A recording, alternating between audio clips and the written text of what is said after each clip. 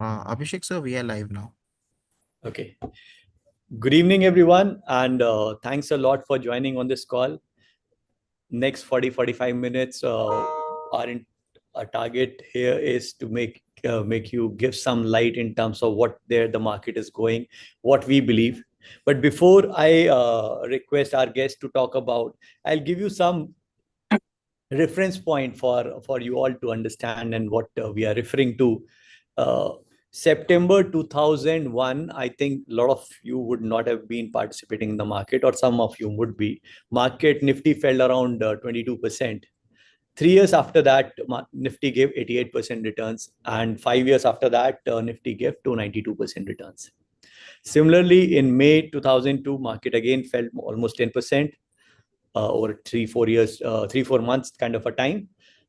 After 3 years, when you look back, it was 101% in 3 years and 313% in 5 years. This got repeated in November 2008. Market went down 37%. 3 years from that, market gave 76% and 120% in 5 years. September 11, market went down 12%. 3 years after that, 61% and 77% in 5 years. March 2020, we all know what happened. Market went down 27 or 29%. Nifty, I'm specifically talking about Nifty. Portfolios could be very different, but will be more bad. I think that's how the portfolios are. After 3 years, the market gave 102% returns, and after 5 years, the market was 175. So to answer simple question which each and every investor has, market kya lagta hai? Look, for short term, there'll be a lot of discussions, but long term acha lagta hai. That is the simple answer to the long question to everyone. And to discuss more about it, how people are managing, we have one of the best fund managers in the industry, Mr. Niket Shah, who is the CIO with Motilal Oswal Asset Management Company. He's part of the panel. And today we are discussing that next 3 years, if somebody is investing today, though they look, for all our investors, you all know there has been bad news around and there has been good news around, and that will keep on coming up. But that's the crux of today's discussion. How is the volatility bothering you, and do you really have to think so much about it that you should hold on your investment, or how you should go about it? Niket, a very warm welcome from us, and thanks for joining. No, thanks so much, and thanks for having me here. It's always pleasure to interact with all of you guys, and how much you guys have supported us. So thanks for that. Maybe I think I'll just kind of get started with what's happening on the ground and how we really look at it. So frankly speaking, long story short, it looks like a US-China war rather than a tariff war. I think if you look at broader data, about 12 countries contribute to 85% of US imports. Of those 12 countries, 10 have already said we will sort it out. One is Canada, which I think is getting into an election mode. So effectively, that will also sort it out post-election sometime in the second half of the year. And then the only one, hence, it remains China. Our sense today, and we might be right or wrong because it's quite fluid, our sense today is that this is not solving in a hurry. This will take some more time to get solved. As far as US-China relations is concerned, there'll be ups and downs. There'll be time that you think it'll getting solved, and the next day you realize not getting solved, because both the parties are quite aggressive. So that's the bit of a bad news. But the good news is that I think a large part of that is now discounted by the market, and it is clearly advantage India. The more China becomes away from United States, please keep in mind that US has roughly about 5% of the world's population, but contributes to 25% of world's GDP. And it's impossible to take that 25% down all the way overnight. So it's a very large market. It's a market where there is meaningful pricing power, and it's a market where China had a very strong hold for a long period of time. And if this is getting vacated, frankly speaking, probably it is one of the best times for India to really make most of it, which is what we believe will definitely happen. So I don't know how many of you were there on the last call, but just flashback, we did highlight that we expect this turbulence to continue. But we also highlighted that it looks like broadly, by May end, most of this will die down. And we continue to run with that view. Two things were on the top of our mind. First, I think the weak earnings outlook that we continue to run as far as India is concerned in this quarter, and we believe that this is the last quarter of that earnings downgrade cycle. And the second is, I think, whatever we highlighted about the Trump effect, we do believe a large part of that will get fully discounted. There will be something in July when 90-day period gets over, but I think it's going to be quite, short-termish in nature. I don't expect it to be anything meaningful and scary. I mean, we might see 2-3% correction here and there, but nothing major as such. So that's broadly how we think, and that's broadly how we are constructing the portfolio. We do expect, markets largely to bottom out, anytime between, before May. Most of the bad news will be in the price, in the numbers, and we will start seeing, environment to improve meaningfully post June. So that's how broadly we're looking at it. Now, when we look at environment to improve post June, broadly it's not going to be like a straight vertical line. There will be ups and downs in that journey as well, because while earnings will be reasonably better in the second half of the year, we still have to keep in mind that July 4th is the date where Trump will really come and do some kind of showdown as such. So we will see some volatility, but long story short, I think we will continue to be in a very, very good shape in the second half of the year. So that's broadly where we are. Same view, nothing changes. As far as cash is concerned, we are slowly and gradually deploying it in the right position, right areas. We're not in a hurry, but we will fully get deployed by May. But I do believe that broadly it looks like the worst is clearly behind, and it looks like we are head for a better environment. But it will be slow and gradual. It will not be very fast in nature.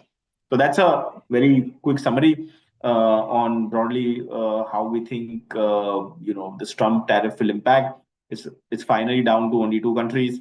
And having said that, I also want to make a point that it appears, if you think about it, who has more muscle today, while at the outskirts it appears it's US, but to be very honest, it's China. China is the one who has actually an upper hand in this cycle versus US.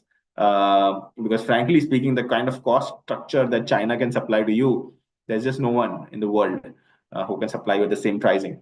So that's the first point. The second point is obviously China is now trying to rush around other parts of the world, trying to quickly get the treaties done in order to ensure the hit that they will take from United States.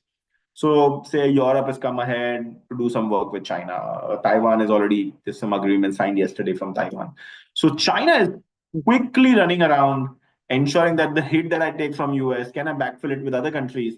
Now those countries might still supply to US, that's perfectly fine, but at least from a China export standpoint, they're trying to protect the turf in a meaningful fashion, which is an absolute brilliant strategy that China is doing.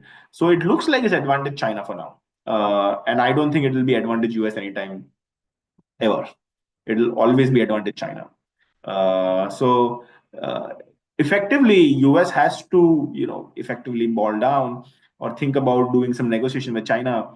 And I think those negotiations will be tough negotiations because both the parties are quite adamant now that they don't want to, go down that route. But I do believe that it's going to be a little bit of a long gestation period. So I think China upper hand, US on the back foot. And we will see how the next 2-3 months plan out. Now, the important element is, just for everyone to keep in mind, what was Trump trying to do here? It's something, it's what he's actually already kind of articulated in their election rally. He always used to say that I will put tariff first, raise raise revenues from it, and then, I will go and reduce interest rates, and then I will give you tax cuts. So that's the model that Trump was essentially trying to do. If you take all the tariffs going through, it would roughly give you United States about $550 billion of revenue, right, from tariff. And Trump is saying that I will pass on about $480 billion in tax cuts. Now, if that happens, I would think that US market will do quite well in the second half of the year, right? So that's broadly how I think this is going to shape up. Bad first half, very strong second half. And that's how I think it will kind of really move between now and next year. So that's a bit of a brief of what we think on markets. Abhishek, Sure, yeah. sure. Yeah. So, for all the investors, a lot of things Niket said, but I think what you can take home and is something what Franklin Templeton CIO also said in the call which we did 2 weeks back, that worst is behind us. And Niket just echoed the same thing in his own style, that yes, he also believes that the worst is behind us. So, and just to tell all the investors, the two fund which Niket manages, which is Motilal Flexi Cap Fund and the Mid Cap Fund, both on a 1 year horizon, still as on date, as we speak, are plus 7 and 8%, respectively. So, obviously, anybody who is there for more than a year or more would have been made decent amount, and somebody who's there for more than 2 years, he's sitting on around 50-60% kind of a gain. So, but we are just referring to the past performance, just for reference sake. We are not saying this will follow in future. What will fall in future is something is what we want to discuss. So, Niket, A, worst is behind us. B, as you say, there could be more tussles between US and China. Uh, but way forward, what you see for the Indian economy and the earnings and your portfolio specific? If you talk about, say, Right. Flexi Cap Fund, how Right. the fund is positioned, how since you are sitting on some cash, you said you will be deploying those funds by May. But what you are doing with the portfolio and what you see as the earnings potential of the portfolio? Yeah, so I think we continue to run a portfolio which is north of 25% on earnings growth. So profit after tax growth of both the portfolios is north of 25%. From a sectoral standpoint, I think we have taken very sharper calls in this cycle. One, I think we've been quite excited about the manufacturing theme, because I think when obviously there is China-US war, I think India will tend to benefit over a period of time, and I think government is now rushing to not only do FTA or some kind of agreement with the United States, but also accelerating the UK part of the FTA as well, which opens a lot of door for Indian companies from an export opportunity standpoint. So I think that is good, definitely going to open doors for Indian corporates in FY 26-27 from an earnings growth standpoint. And I think manufacturing will clearly lead the rally out there. So manufacturing is quite excited. Now within IT, we have been very specific on mid cap IT. We have been very negative on large cap IT, negative on small cap IT, positive only on two names in the mid cap IT. We're doubling down on that. We still be extremely confident of the growth being shaping up in the right direction in spite of a bad macro environment in the United States in the near term. We do believe, and if I have to go by data, every time US comes out of a crisis, IT is the best performing sector for the next 12 months. So we have to keep that in mind, that tech is something which will definitely make a big comeback. So that's the second point. The third point that we are right now looking at is obviously the whole consumption part of the piece. So whether it's consumer discretionary, which has been not in a good shape in the last quarter, and because of uncertainty right now has also been not in a good shape. But we do expect some of those things to make a meaningful comeback, given the tax benefits are now going to start trickling in from the first benefit starts in April end salary.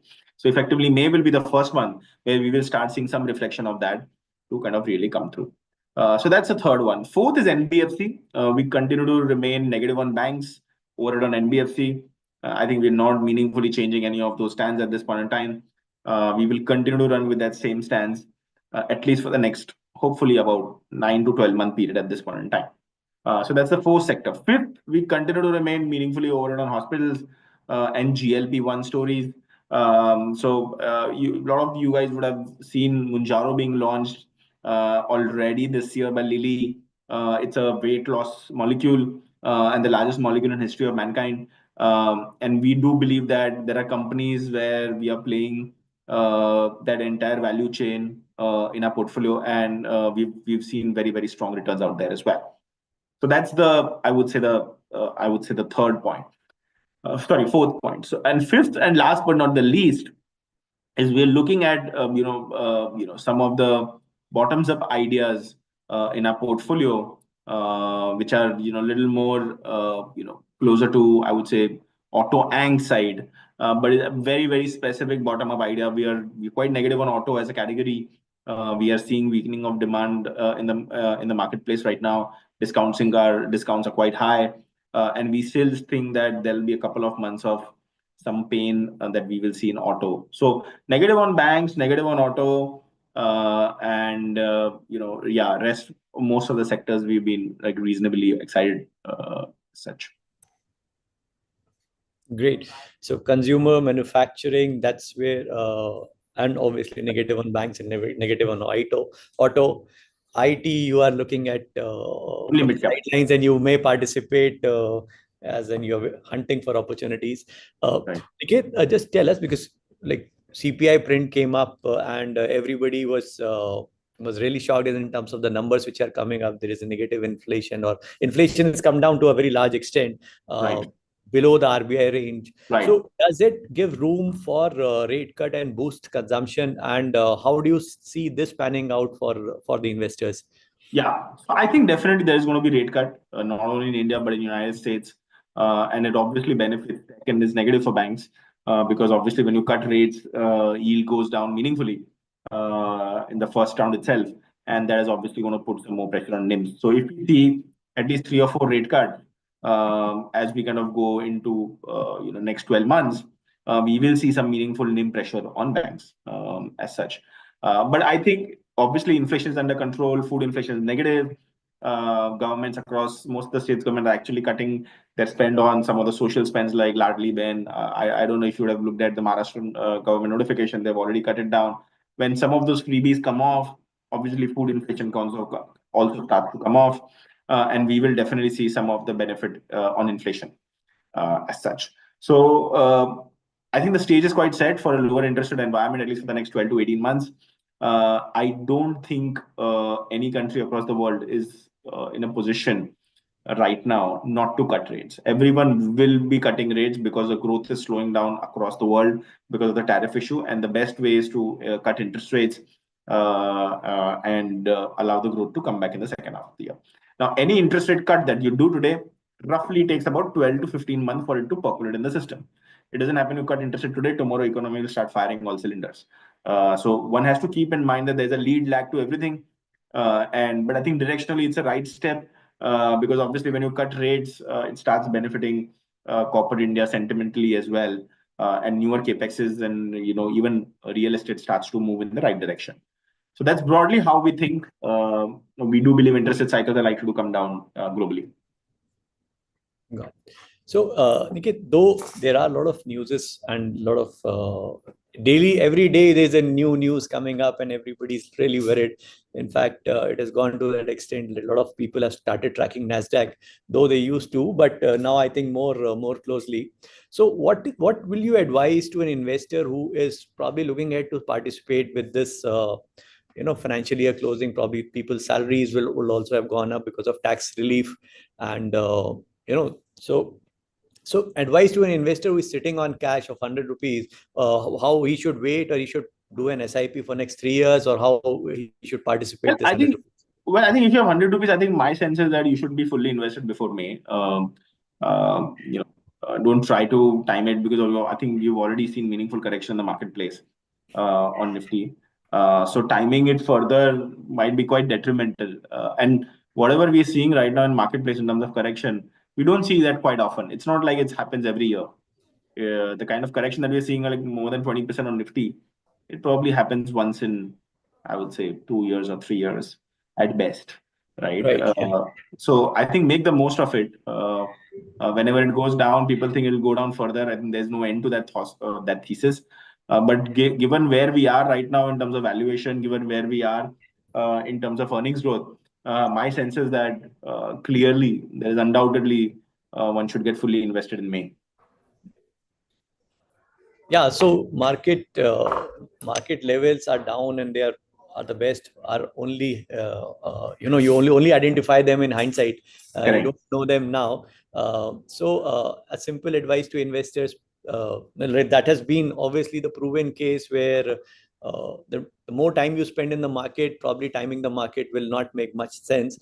So one should remain invested. But Niket, how in your portfolio, even if somebody is investing 100, I know you are keeping 30 rupees aside as in cash currently, as per your last portfolio disclosures, and you intend to participate that over in May. Tell us something about, is the approach same in your mid cap fund, or is the approach different in mid cap fund? Because we are talking about A, flexi cap, and then B is your mid cap fund. So Yeah.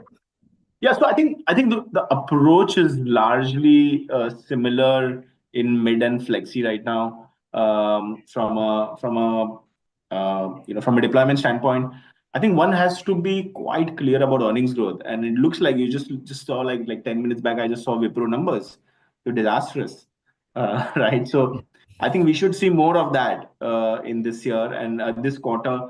Whatever earnings cut has to happen will happen, and first quarter onwards, I think we should start seeing earnings upgrade cycle to begin in some fashion.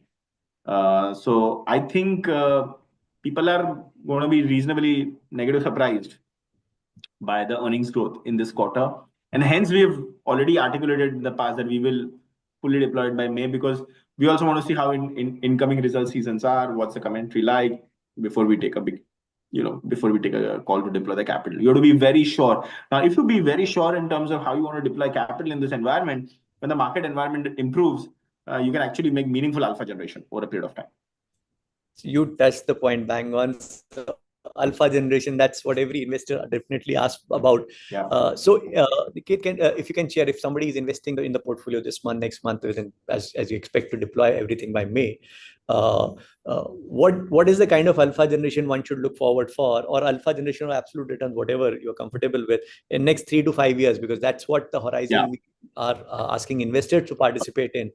So what should they look for? I would think that the number will move up now, because I think every year we generally look at 14-15% CAGR, but given the correction that we've generally seen recently, I would think from year on it should roughly be in the range of 16 to 17% return for the next 3-year basis. So, okay, 17% 70% CAGR. doubling the money in 5 years. 5 years, yeah. Yeah, okay. So, well, this time you have taken a relatively conservative guess. Because last time I remember we spoke about certain opportunities. This is on Nifty. I think if you were in mid cap, I think it'll definitely be more than 20%, given where we are. Okay. So, but this is on, Yes. I think Nifty index will be roughly in the range of 16% return from here. Okay. So I think, so 3 to 5 years is also a very decent investment time. And to all our investors, please note, in fact, we were just discussing with one of the client, Niket, and he was saying, I need the money.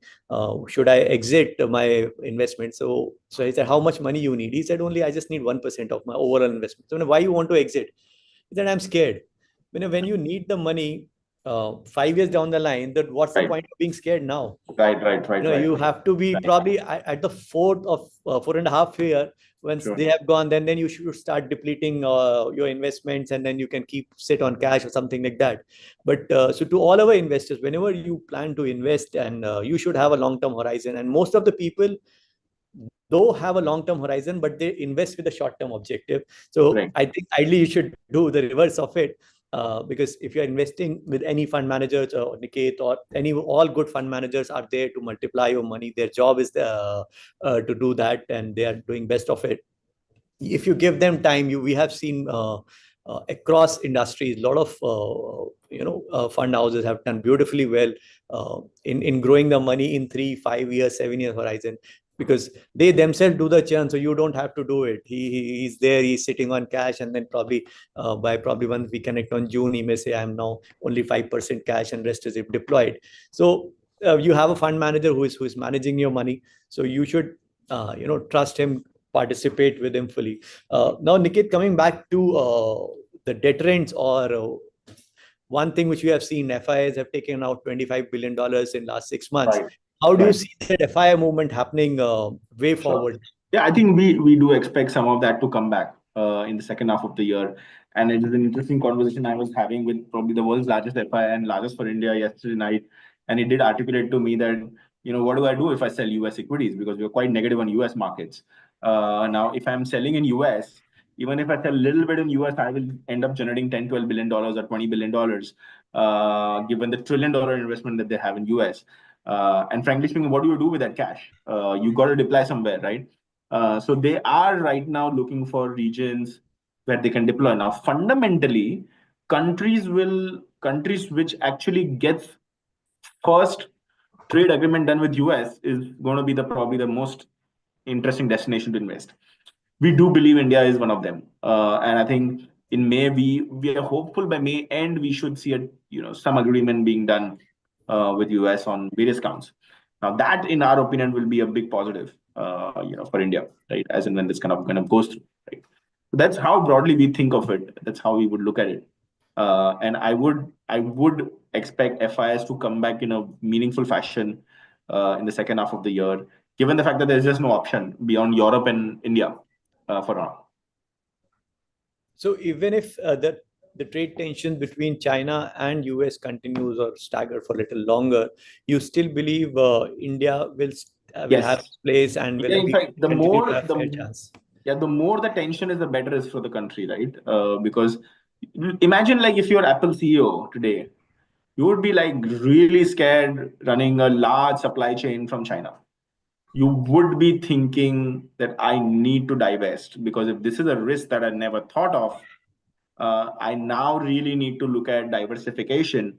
And by design, if India signs an agreement quite quickly, it becomes virtually like a no-brainer for you to kind of go and do that from the country standpoint, right? So I would think that any global CEO who thinks of supply chain changes will look at India. Second thing, I think supply chain changes doesn't happen every year, right? Apple has a supply chain which just remained the same way for almost 15, 16 years.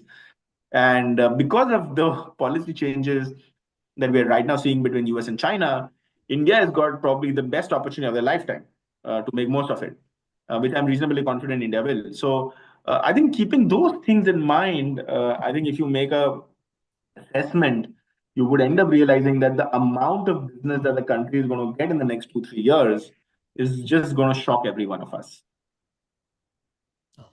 That is really good to hear for as an Indian investor, that we will get these FIs back in action and with more power and more trust compared to what we have seen in past. And anyways, I think what they have sold, around 25 billion, is Right. gross 3 to 5% of whatever they hold in India. Yes. Actually, they haven't sold so much, but yes, the pain which we have got has made us feel like okay, they Yes, have so sold like yeah.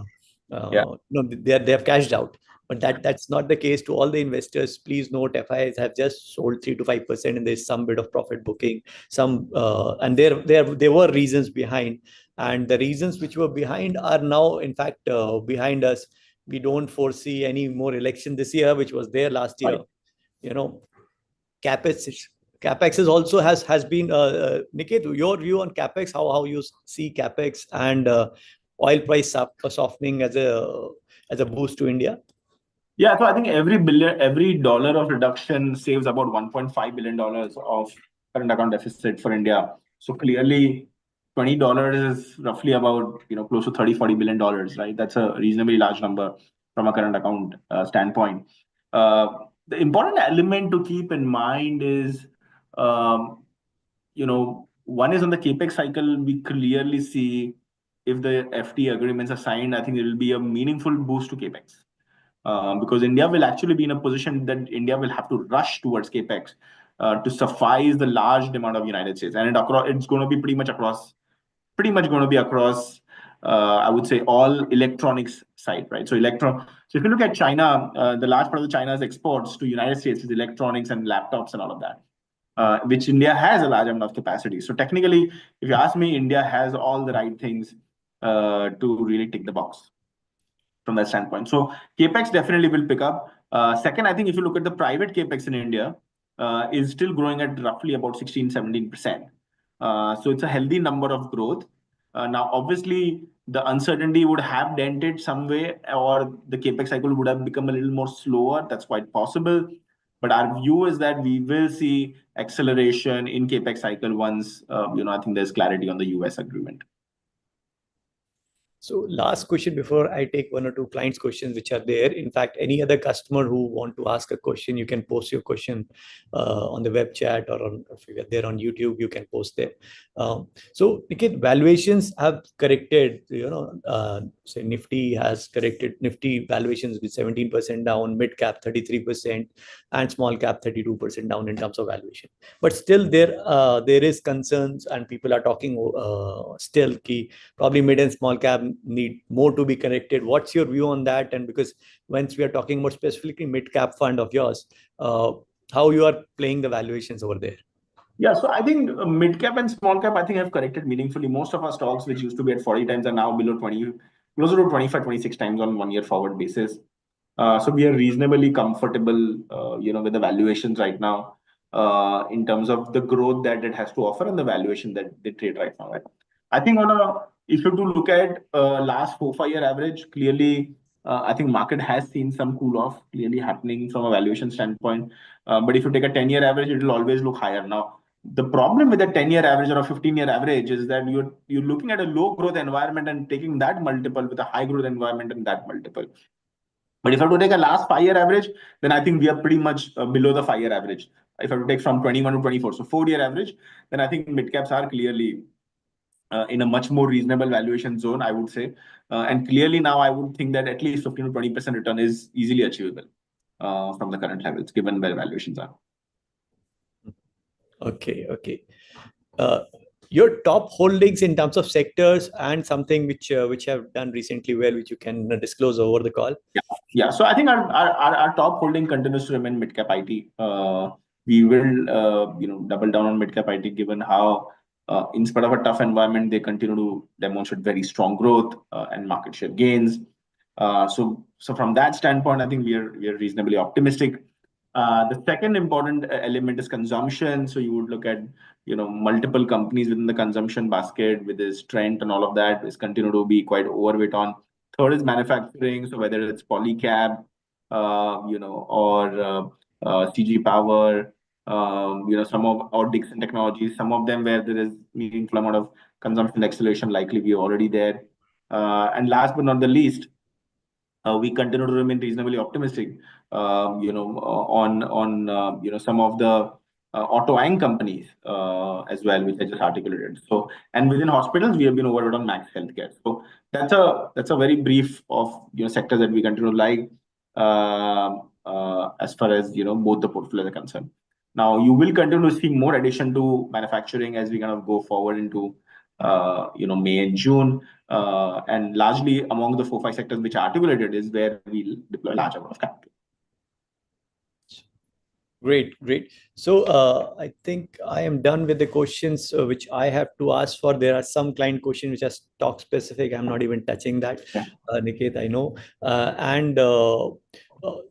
So all the investors who have joined in, our simple request is, though we are talking about equity and Flexi Cap Fund and Motilal Mid Cap Fund, they are pretty aggressive funds. They are pure equity oriented funds. Obviously, you need to see your asset allocation when you participate. But these are definitely, if you are a high risk investor, these are definitely a good opportunities to enter because good opportunities and good prices don't come together. So when you say the markets are good, you will not get the good prices when the market are bad. Though you get good prices, but the news are bad. So one has to take a call. We have seen a history of such ups and downs throughout, and all those new investors who have come in the market and probably who are relatively confused. I know you do participate yourself, but I'll say keep two heroes in your movie. One be a fund manager and one be yourself. You can keep on participating yourself, and second part you can give to your fund manager so that your wealth, your vision, or your mission of wealth creation remains intact. There's obviously more to understand on this fund. If all the clients who have joined, they want to read about it, you can get in touch with your sales guys. It is the entire details are there on our website also, on HDFC Securities Sky app, HDFC Securities Invest Right app, or Invest Now app. The details of the funds are there. You can see, compare, and do all your research. And if you still need some inputs, you can get back to us. We will be happy to answer your questions. Uh, so last question, Niket, though we talk about 3 years, 5 years, but definitely there has been some revision for, in fact, Sensex target for end of this year. It was there on the first page of the ET Market newspaper. So is there any target which you guys have kept in for the No, Nifty? we don't have a target, but generally speaking, I do expect one more shot near the 52-week high this year in the second Okay. half. We'll at least make a very close attempt to hit a new high this year, but Oh, more likely towards, I think, the second half of the year. okay. When you say a new high, that means another 12 to 15% kind of an up move can happen this year. Yes, at least a 15% up for sure. And In six, that's music. That's music to the ears of yeah, investor. In next 6 months, even if we are talking September and we are talking about say 31st of December this year, yeah, this calendar year. yeah. Uh, That's about 15% on Nifty and about low, close to 20% on mid cap. So we still will have that shot. right, right. That's is a mouth-watering opportunity to all the investors, and to all the investors, please understand, there are limited asset classes which can continue to give you performances of double-digit, hovering. Uh, Primarily in long-term, short-term things can definitely vary to 3 to 6 months or 1 year. But if you talk about 3 years, 5 years, 10 years, because I was reading that I think beyond 6 years there hasn't never been an instance where you have got a negative return in equity market, and this is still the most rewarding market. You don't have to really worry about inflation and all that, because this adjusts everything when it performs. So remain invested, keep on adding if you are already invested into the funds which you are talking about, or you can do fresh lump sum or stagger your investment in 1 or 2 months or 3 months, because that's where we believe. So lastly, Niket, I'll just summarize as you say, the worst is behind us. Probably you are expecting more earnings downgrade happening before this uptick starts. So what's your probably take on FY26 or 27 earnings growth? So once we close this year, how you see it? It will be around above 15%, or? No, so I think this year, what we ended 25 will still be low single digit. I do expect roughly about 8 to 10% growth next year, but 27 will be a meaningful pickup. Would at least be back to 14-15% plus on earnings growth. So this remains a stock pickers market. 2 years, 27% kind of an earning growth. That's what Niket is expecting, and definitely he's taking charge of picking up the stocks where he believes the earnings have the potential of more than 20-25%. So thanks Niket, and thanks to all the clients who have taken out time. I believe you have got the vision. Remain invested, stay put, add more. That's the call from Mr. Niket Shah. And we also believe that, yes, if you're investing for 3 to 5 years, definitely you are going to have a beautiful returns. So thank you. Thank you, everyone. Thanks. Thanks for your time. Thank you.